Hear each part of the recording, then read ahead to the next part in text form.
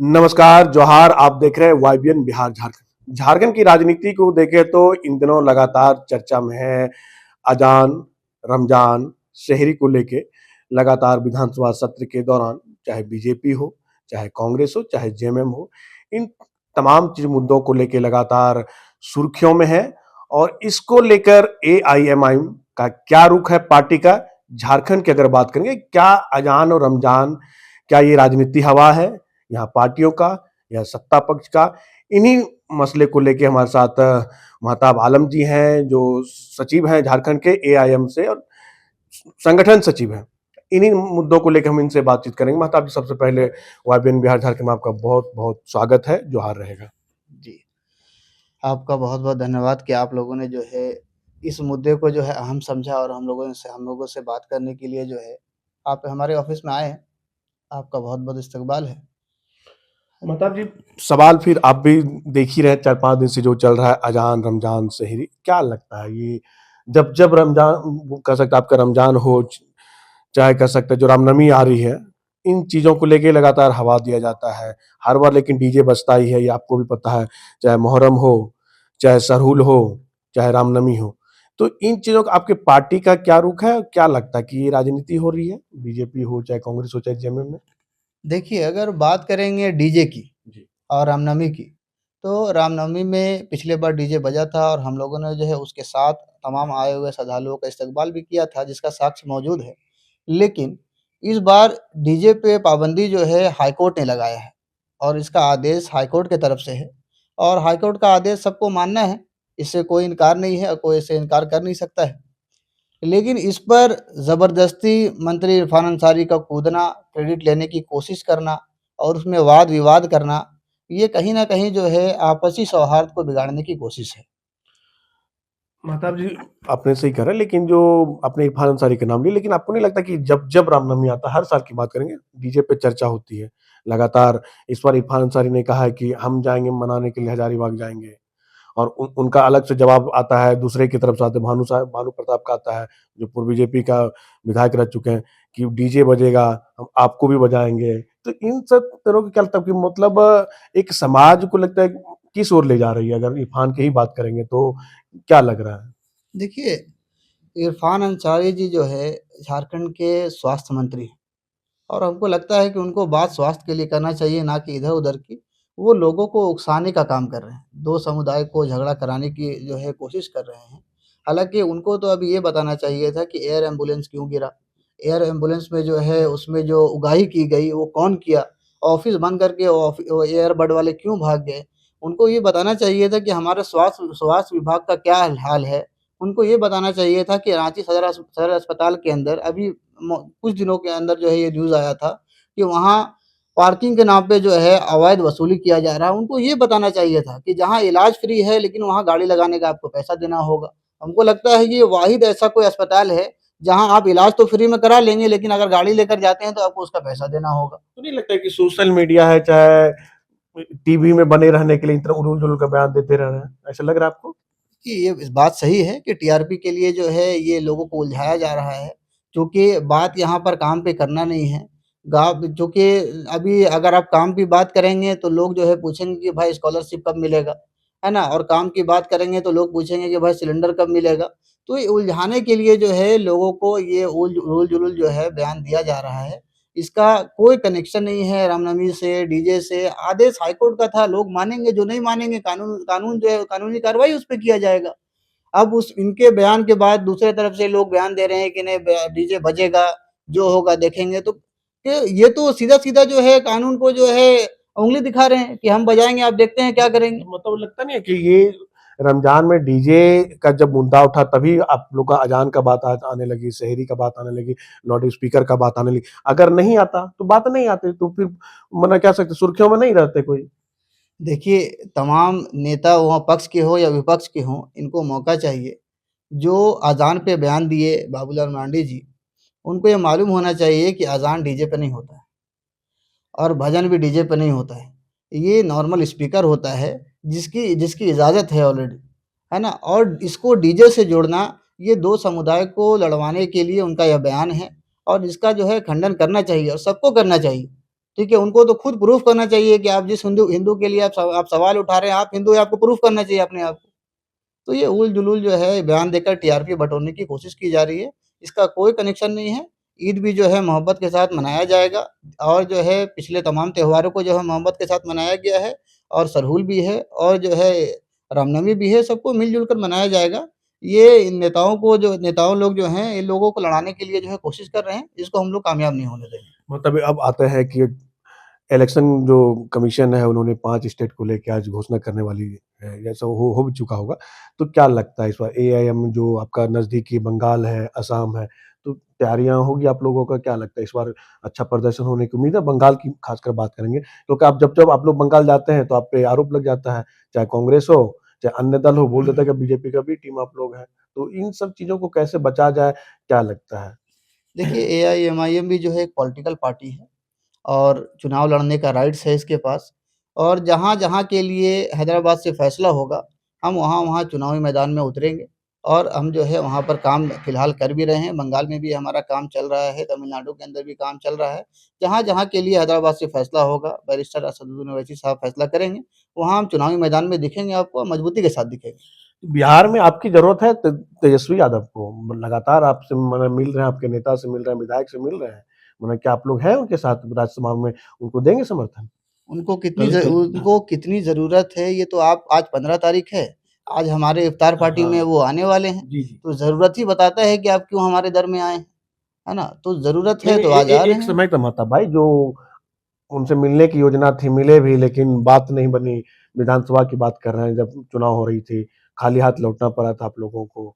फिर से एक बार आप लोग लेकिन समर्थन तो मने देंगे? मने ऐसा लग रहा है कि राज्यसभा में आप लोग अगर समर्थन देंगे तभी उनकी सीट आने वाली है वहाँ पे? देखिए, विधानसभा में हमने जो सीट माँगा था, उसका नुकसान हमें नहीं हुआ है, उसका नुकसान आरजेडी को हुआ है, जो 77 सीट से उठकर जो है 25 में आ गई है। जी, जी। तो उनका खमियाज़ा वो भुगत चुके हैं। अब वापस से जो है वो आए हैं कि अब उस टाइम हम 6 माँगे थे, अब वो हमसे 5 माँग रहे हैं। तो अब 5 देना है कि नहीं देना है, इसका फैसला तो आज जो है हैदराबाद में होगा और वहाँ से अगर फैसला होगा तो साथ देंगे, नहीं फैसला होगा साथ नहीं देंगे। मतलब अब चलिए आप संगठन की बात करते हैं, झारखंड में आप लोग संगठन की मजबूती के लिए क्या कर रहे हैं? अगर बात आप अब चुनाव लड़ेंगे विधानसभा भी आने वाली आगामी होगा और कई चीज़ें चुनाव भी होगी, तो उसके लिए संगठन आप लोग कैसे तैयार कर रहे हैं?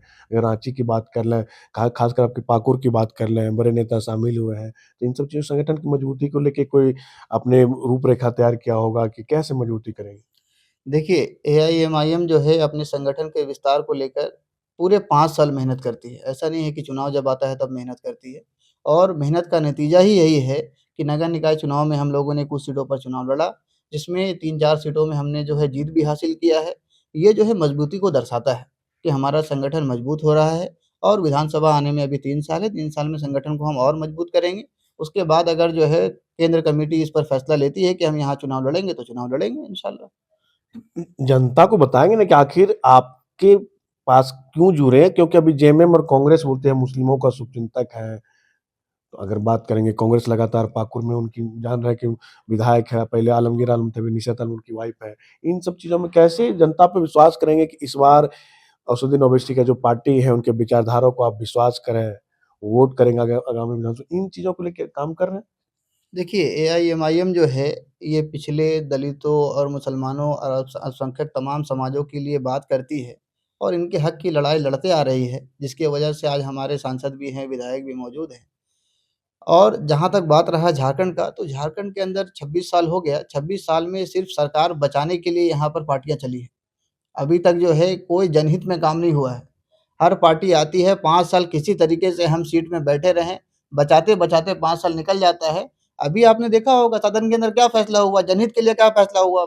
वहाँ पर बात आया कि भाई लोगों को विद्यार्थियों को जो है स्कॉलरशिप देना है तो कहा उसके लिए पैसा नहीं है। लेकिन कहा कि विधायकों को ज़मीन देना है तो भाई ज़मीन हम 2 महीना में आपको दे देंगे। आपने टाइमलाइन डिसाइड किया कि 2 ज़मीन की महीना बात में करें फर्नीचर माँगते हैं विधायक हमें एक फर्नीचर विधायक आते हैं, चाहिए, वो कहते हैं कि 3 लाख का जो है फर्नीचर में नहीं होगा, आपको 10 10 लाख लाख देना दीजिए। होगा। हाँ, ठीक है, मिल जाएगा। तो यहाँ तो हाउस चल ही रहा है कि विधायकों को कैसे फैसिलिटी दिया जाए, कैसे अवेल कराया जाए उनको, ठीक है? यहाँ जनहित के लिए कितना फैसला अंदर लिया जाता है। सिर्फ़ जो है आवाज़ उठा दिया जाता है, उसपे फैसला हुआ, नहीं हुआ, उसका कोई डेडलाइन तय नहीं होता है। तो आज असल ये था कि आज देखिए झारखंड पढ़ेगा नहीं तो बढ़ेगा नहीं आगे। झारखंड के बच्चों को जो है आप जो है स्कॉलरशिप दे नहीं रहे हैं। आप कहते हैं मेरे पास पैसा नहीं है, ज़मीन देने के लिए पैसा है, फर्नीचर के लिए पैसा है। अगर आपके पास पैसा नहीं है तो इसका अल्टरनेट ऑप्शन निकालना चाहिए। झारखंड के अंदर बहुत सारे उद्योग हैं, सबका सीएसआर फंड होता है। आप हाथ खड़ा कर दीजिए, सरकार के पास पैसा नहीं है, आप सीएसआर फंड से जो है स्कॉलरशिप दिलवा दीजिए। आप अल्टरनेट कहाँ ऑप्शन निकालना नहीं, चाहते हैं? छात्रवृत्ति बात करें मतलब भाई, कल मतलब बात करेंगे शुक्रवार को उन्होंने बीजेपी भी प्रदर्शन करे छात्रवृत्ति को, लेकिन छात्रवृत्ति जब तक झारखंड गवर्नमेंट केंद्र सरकार की दोनों के फंड से यहाँ होती है, ये दिखावा नहीं है। अगर अगर बीजेपी कर रही है तो बीजेपी की सरकार है केंद्र में, उनसे क्यों नहीं मांग करती है बच्चों को छात्रवृत्ति देना है। चलिए राज्य सरकार से लगातार मांग कर रहे, सब लोग मांग कर रहे हैं, जितना विपक्षी मांग कर सकते हैं, लेकिन जब आपकी केंद्र में सरकार है तो जयराम महतो ने इस पर सवाल उठाया है कि आपकी सरकार केंद्र में है तो आप क्यों प्रदर्शन कर, आप क्यों केंद्र से पैसा मांग रहे, बच्चों को क्यों नहीं छात्रवृत्ति दिला रहे हैं। ये तो एक तरफ से मंत्र नाटक है। देखिए, इसमें सदन के अंदर ये भी आवाज़ उठा था कि आप जितना दिन तक स्कॉलरशिप नहीं दे पा रहे हैं, उतना दिन जो है आप इंटरेस्ट फ्री आप उनको लोन दे दें, ताकि उनका पढ़ाई जारी रहे और जब आप उसको जो है स्कॉलरशिप देंगे, आप उससे काट लें। इस पर उन्होंने कुछ नहीं कहा। तो ऑप्शन निकालना चाहेंगे और स्कॉलरशिप अगर देना चाहेंगे, तो इतना बड़ा फंड नहीं है कि सरकार के पास फंड नहीं है।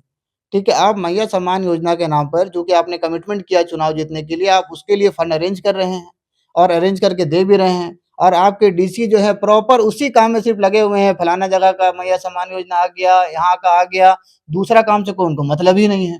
तो पूरा का पूरा टीम आपने लगा रखा है कि किसी तरीके से लोग को बताते रहो हमने आपको योजना दिया, दिया, दिया, सारा का सारा डीसी, एसडीओ सब उसी में लगा हुआ है। भाई आप क्यों नहीं लगते हैं कि जो इतना बड़ा फंड है क्या स्कॉलरशिप का कि उसको दिया नहीं जा सकता है? हमसे दिया जा सकता है। दिया जा सकता है, तो इसका अल्टरनेट ऑप्शन निकालना होगा। अगर केंद्र सरकार पैसा नहीं देती है, तो क्या यहाँ के बच्चे जाहिल रहेंगे, पढ़ाई नहीं करेंगे, पढ़ाई को यहीं ड्रॉप कर दें? तो ये कोई सवाल का लापरवाही जवाब किसका मानता है, केंद्र सरकार का या राज्य सरकार, किसकी ज्यादा लापरवाही है। देखिए, झारखंड के मुखिया कौन? हेमंत सोरेन। सवाल सीधा मुखिया से होगा। अगर हमको केंद्र से अगर सवाल करना होगा तो आप यहाँ राष्ट्रपति शासन लगा दीजिए, हम सीधा केंद्र से सवाल कर लेंगे। आप काहे को बैठे हैं यहाँ पर? सारा फैसला करें आप। स्कॉलरशिप की बात करें तो आप बोलिए कि हम केंद्र से लेके देंगे। इतना बड़ा फंड नहीं है कि आपको केंद्र से लेके देना होगा। आप बहानाबाजी बंद कीजिए और लोगों को पढ़ने दीजिए। लोगों को पढ़ने के लिए पैसे चाहिए, खाने के लिए पैसा नहीं मांग रहे बच्चे, पढ़ने के लिए मांग रहे हैं। अगर उसमें आपका भी घर हो सकता है, हम सबके बीच के रहने वाले लोग हो सकते हैं, हमारे घर के लोग हो सकते हैं, तो पढ़ेगा नहीं तो कल हो के अपना रोजगार कैसे करेगा? तो इस फंड जो है अरेंज करने से होता है, इतना बड़ा फंड नहीं है कि उसको अरेंज किया नहीं जा सकता। मतलब जी ये जयराम महतो की पार्टी और उसको पार्टी को कैसे देख रहे हैं, और उस नेता का जो जिस तरह से वो कल्चर है काम करने का, वर्किंग कल्चर, उन लगातार वो जीते हुए डुमरी से विधायक, उनकी वर्किंग कल्चर को कैसे देख रहे हैं। देखिए, इसमें कोई दो राय नहीं है कि जो काम करेगा उसकी तारीफ की जाएगी, है ना? अगर जयराम महतो काम कर रहे हैं तो लोग उनकी प्रशंसा कर रहे हैं, उनको उनको दिलों में जगह दे रहे हैं। और जो भी काम करेगा, सिर्फ जयराम महतो की बात नहीं है, जो भी जो है नेता सामने आकर, जो भी विधायक सामने आकर काम करेगा, लोग उसको दिल में जगह देंगे, उनसे मोहब्बत करेंगे, उनकी तारीफ की जाएगी। आज अगर जयराम महतो अगर स्कॉलरशिप के लिए आवाज़ उठा रहे हैं, जनहित के लिए आवाज़ उठा रहे हैं, जन मुद्दों के लिए आवाज़ उठा रहे हैं, उनकी तारीफ करना वाजिब है।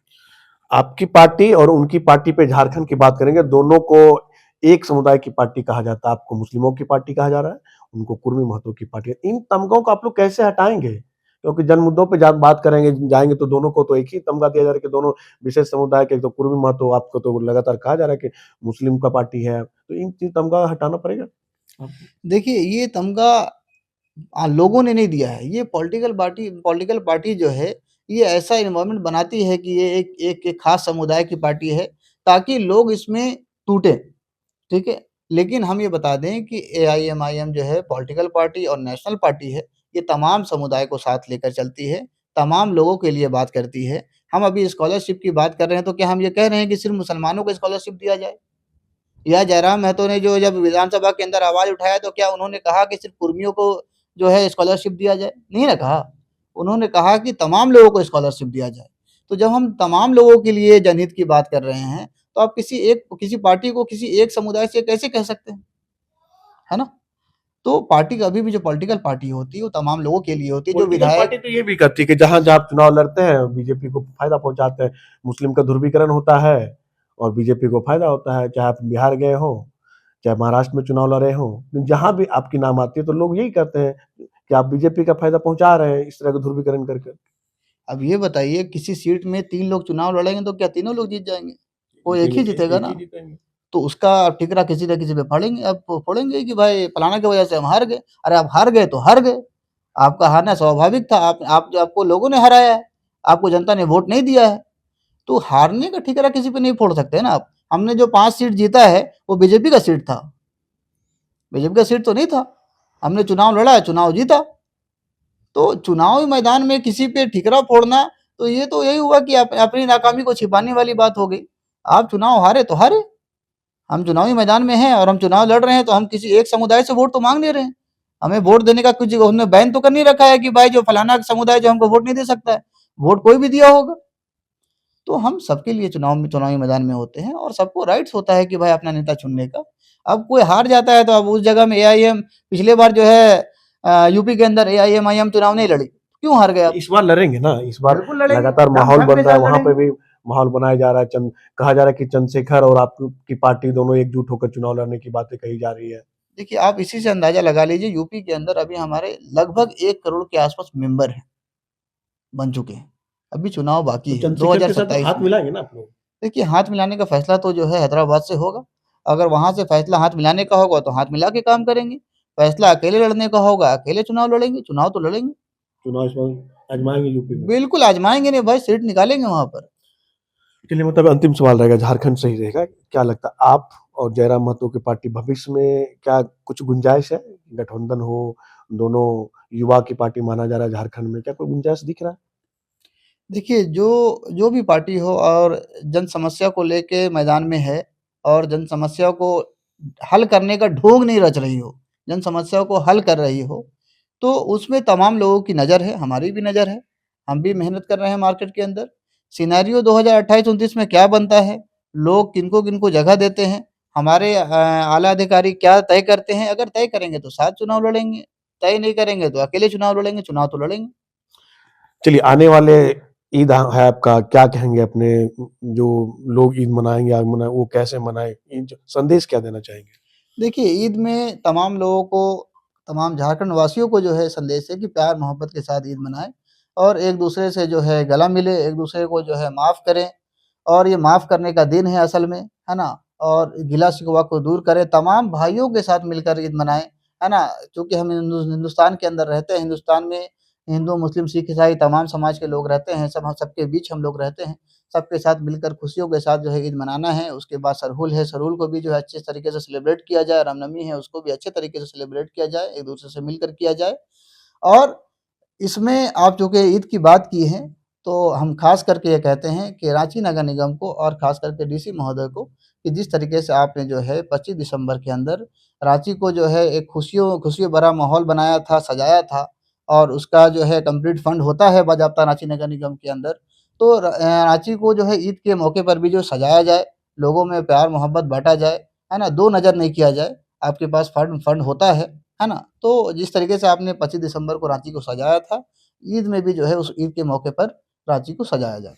चलिए, ये थे मतलब महताब आलम जो एआईएमआईएम के नेता हैं। इन्होंने इरफान अंसारी के बयान को कहा कि ये ज़्यादा सुर्खियों में रहने की उनकी आदत है, चाहे रामनवमी हो, चाहे अजान हो, दोनों कह सकते, दोनों समुदाय को इसका सौहार्द के साथ इसे मनाना चाहिए।